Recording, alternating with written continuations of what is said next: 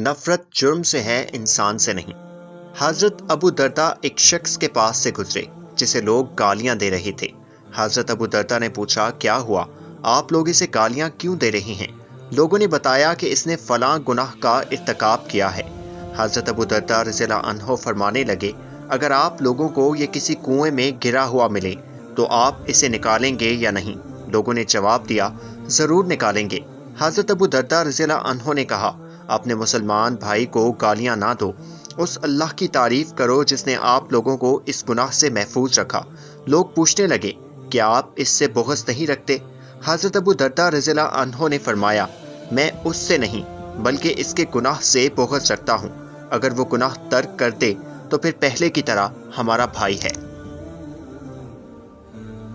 کسی سے گناہ ہو جانا فطری عمل ہے، لیکن گناہ گار آدمی سے نفرت کے بجائے اس کی اصلاح کی طرف توجہ دینی چاہیے۔ ہمیں اپنے گناہ گار بھائی کی تنزیہ اصلاح کے بجائے خیر خواہانہ اصلاح کی کوشش کرنی چاہیے۔